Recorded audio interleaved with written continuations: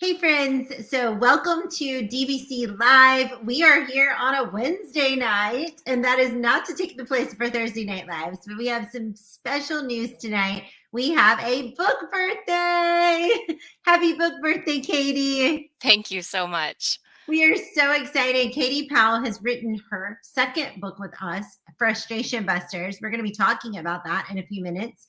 But as you are joining in, please do tell us who you are, where you're from, what you do. Share something exciting because we have something exciting to share too. And let us know who you are over in the comments. We do randomly select someone to get a party favor when that party favor is a DVC Inc. book of choice. So it's a really fun one. So get your name over in the comment section so you could be entered to win the party favor. And before we go any further, I just want to say, Katie, you are such a gem. Our team just loves working with you. Everybody talks about it. They're just like, she is such a gem to work with. And I couldn't agree more. If you didn't read her first book, Boredom Busters, you really have to get that one too. So amazing. I love using some of the strategies in my professional development settings and always shouting Katie out in those. But Katie, you have written this new book, Frustration Busters. And I would love if you just tell everybody a little bit about you, what you do, and then we'll dive into why you decided to write this book and what you're hoping the teachers gain from it. Sure. Well, first, thank you for such high praise. It, it's a strange thing to put your work out there for the world and be like, here, I hope you like it. So it's mildly terrifying from time to time. So, that kindness is much appreciated. Thank you. But I am Katie Powell. I'm currently the director for middle level programs for the Association for Middle Level Education. I just started that job full time in June. Up to that point, I was a middle school ELA teacher. Spent most of my career with sixth grade. So shout out to all those sixth grade people. I love sixth grade. They're the best. But I've also been a middle school special education teacher and Title I teacher. My heart has been with the middle grades, but also specifically with intervention and reaching students that, maybe aren't necessarily accessing their education fully through traditional methods. So we have to find some creative alternatives to reach them better.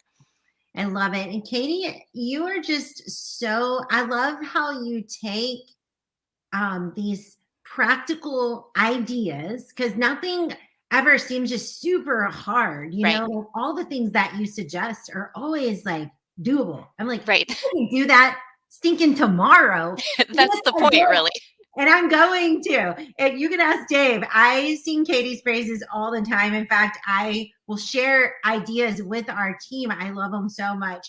But that's the thing about, to me, Boredom Busters and now Frustration Busters. I feel like everything is just right at your fingertips. And it's like, oh, I just never thought of doing it quite like Right. that. But I could do that tomorrow. Like I don't even have to have all this extra planning or extra materials or all these extra things. It's just another way of thinking about it and putting it into action. So Katie, I'm curious if you will share with the crowd why you decided to write Frustration Busters and what you're really hoping the readers would gain from it. Sure. Well, so Frustration Busters was born out of a moment.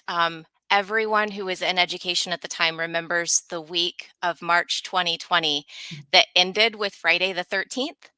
But early that week, before we knew that the world was going to change so much in the name of COVID, we were in spring testing season. So we were doing our spring NWEA testing. We were running that altered schedule to accommodate the testing. And our sixth grade team dropped our students off for an assembly, and we dropped them off at the cafeteria. And instead of going back to our rooms to accomplish the mountains of work we all had, we just stood there in this little clump, kind of like looking at our feet. And finally, someone goes, "Man, I just feel like such a failure." And one of my colleagues goes, "Oh, thank God." And we're like, "What?" And she's like, "I thought I was the only one." And we were all veteran teachers, many, many years under our belts. We were all effective or highly effective under our, professional ratings. We were what you would consider successful teachers. And as we tried to figure out why we were so defeated and feeling like such failures, it was kids showing up for testing week with dead Chromebooks and not having their chargers and having no idea where they were. And, kids coming to class day after day without pencils. And as we were talking about these frustrations, I could tell that some of my colleagues felt almost like personally attacked by the missing pencils. Like, well, if the student cared just a little bit about his education, he'd have a pencil. Or, if, they took any responsibility, they'd show up with that Chromebook charged. It was like instead of seeing the behavior, we were interpreting it like 3 layers deep, and Yeah. it was really getting to us, and we're supposed to be the ones who know what we're doing, Yeah. This isn't supposed to be classroom management 101, and it occurred to me just how significant frustration is, and it's not the big moments. The big moments happen and they're hard, but we get over them and then we don't face the big things again for quite a bit of time. A student Mhm. having a major catastrophic meltdown or, some sort of fight at school, those things aren't the frequent everyday frustrations. It's those little mild everyday frustrations that get in the way of that carefully planned lesson that really get at us.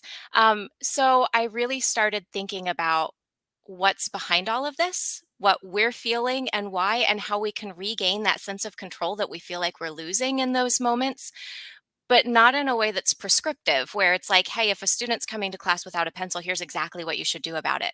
Because that isn't going to work. If one teacher feels like the missing pencil is a personal affront, and another teacher feels like, hey, you know what, they're young adolescents, their executive functioning skills are way underdeveloped, they're going to forget pencils sometimes, one approach is not going to meet both of those needs.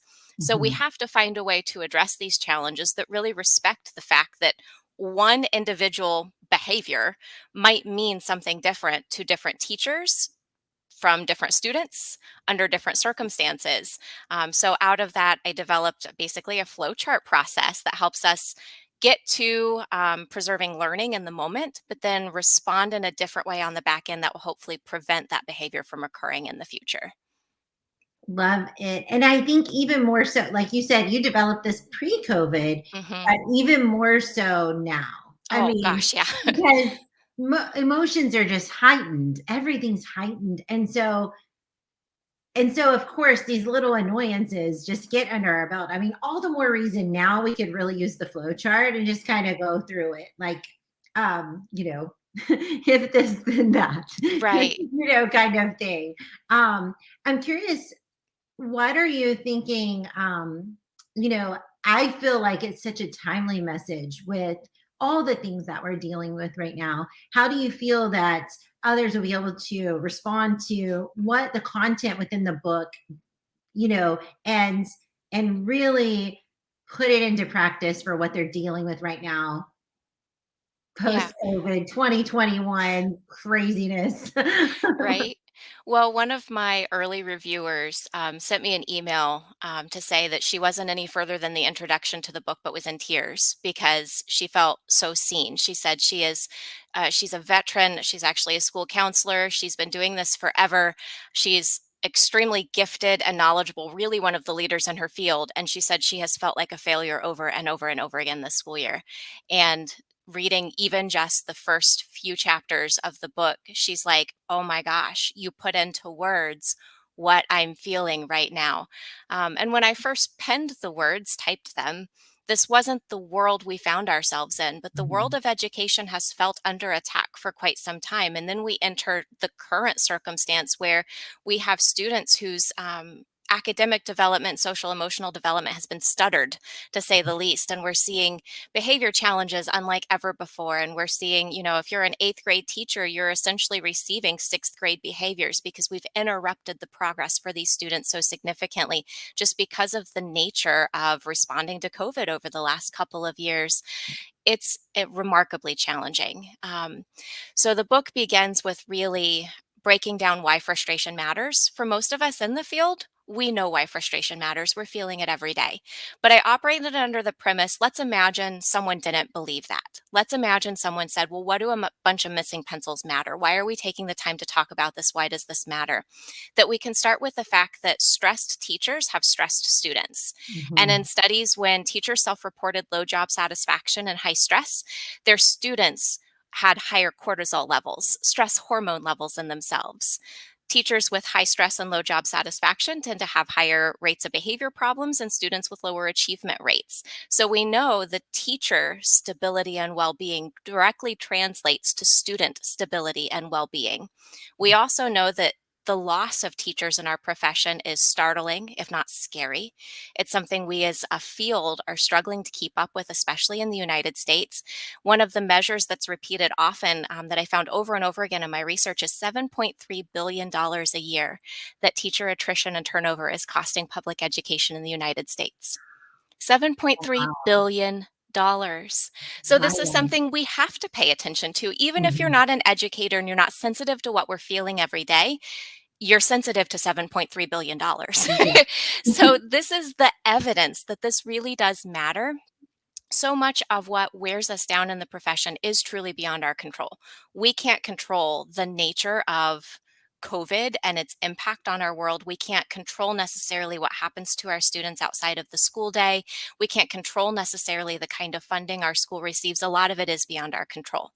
So, why don't we try to regain a sense of control over the things that really are within our sphere of influence and do so in a way that is positive and effective, doesn't lose sight of the fact that our students are human beings still in development, and helps us reclaim some of that joy. So many of us love our profession, but are so worn down we've lost it, and Mhm. we're just hanging in there, by the skin of our fingers, trying to keep our grip on our profession and maybe even our sanity, and we'd love to love our job again. Yeah. So that's really the heart behind this message, is that first, the world of education, it matters every day, and we see you and we hear you, and two, let's work together to reclaim our profession and bring some of our joy back. Oh, so timely. I think Right. Dave and I were just talking about this with several educators that we've both been in contact with lately, collaborating with and talking to and interviewing, saying, just that I have always loved my job and I don't understand why I am feeling this way, but I Hmm. don't even want to go to work. Right. And so I know that is a common thing that both of us, and we're not in the classroom any longer. Like we're not in the educational system any longer. We're hearing this from our friends and our authors and those that we work with. So I know that this book is going to be so timely and so helpful. And it's just so empowering when you figure out, yes, there are so many things I can't control, but when you can take back some control, it is um I could go into why my therapist says that's so important, like in everything that we do. But it is. I've been talking a lot about it in my personal platforms too, just regaining control over the things that I can control. And I think that's really important for us to do as adults, but also I can see where teaching students what we're doing and helping them to like learn how to handle their frustrations and be able to take back their control as well. Yeah, that's an element of the flow chart, in fact, is the reality that students are part of the system of our classroom. So if they're the ones experiencing the behaviors or even bringing the behaviors that are causing interruptions to our classrooms, they need to be part of that solution. So, really seeing each individual child and what that behavior means, but then also engaging them to be part of the solution instead of someone to whom the solution just happens. Yeah, I love it. I think that's so important. And when you can take that kind of ownership, well, first of all, they see, and if they understand the process, they're like, hey, so Miss Powell did this with us, and I can do this in my situation now that I'm Mhm. dealing with another peer. So I am so excited for Frustration Busters to get out there into the world. We are super excited for you, Katie. And I know that teachers are really going to appreciate this book. So if you've not purchased the book, you can find the link over in the comment section. Dave has dropped it there a couple of times. It's also above or below this video, depending on where you're watching it. And we would love if you are reading it and enjoying it, find something that works. Like I said, everything Katie puts out there. If you ever go to her website, I'm going to let her share that in just a moment. But teachingbeyondtheclass.com. I actually share that website all the time. But but if you want to go to her website, or check out any of her resources. I find that they're always super applicable, relatable. It's stuff that you can do right away. So I know that you're going to find Frustration Busters to be just that, a useful resource that you can take and apply tomorrow. So Katie, if they want to find you in different places, Dave has shared some of your information over here for Twitter and Instagram. Share a little bit about your website. You're always putting great things out there, teachbeyondthedesk.com. And yeah, tell them where they can find you. Yeah. Well, I'm probably most active as far as social media on Twitter. My children say that means I'm old, but hey, it's where I'm comfortable and I know how the buttons work. So I'm active on Twitter. I have an Instagram and I always forget how it works. So if you follow me on Instagram, I'm probably not like an influencer pushing the most like relevant things because I don't know what I'm doing. But if you connect with me there, I will find you back. We'll make it work. Facebook, I'm on, but I use it mostly for my personal life. So if you follow me on Facebook, you're going to see a lot about my kids and my pets because that's just my world. My website, teachbeyondthedesk.com, is designed to be my interpretation of the experience I had when I was a newbie teacher and I needed something. And I'd go down the hall to the veterans who had been teaching longer than I'd been alive and been like, hey, how do I teach this unit that's coming up? And they would open that file cabinet that's like the one, is it Bruce Almighty or Evan Almighty, where like the God character opens the file cabinet and it just shoots across the room, right? You know, right? Where the cabinet, the drawer comes out much deeper than the cabinet itself really is. I don't know how those, it's seriously, if you know a veteran teacher who has a bunch of black line masters, they have that cabinet. So they would open the file cabinet and load me up so much that I couldn't see around the stack to walk back to my room. And they never charged me a dime for it. It wasn't like I had to pay for something. They just shared, they gave out of their expertise and experience to support me. And it was important for me to emulate that in my own work, that if I have something that's working for me, let's share it. And I hope that spirit continues, that if something's working for someone else, they share it. So on the website, there are tons of ideas, things that you can print, download. Hey, if you put it in your Google Drive and make it your own file, then you can do whatever you want to it. Like you've said, they're all things that you can just turn around and use tomorrow without spending more money or time, because who has any of that to spare? So it's all designed to be encouraging and empowering, to take the spark of your own creativity and expertise and maybe just fan it a little bit on those days that you're running a little low yourself. Yes, yes, yes. And that's exactly what I find your website to be. I love it. I love sharing it out with others too. It's just such a great resource.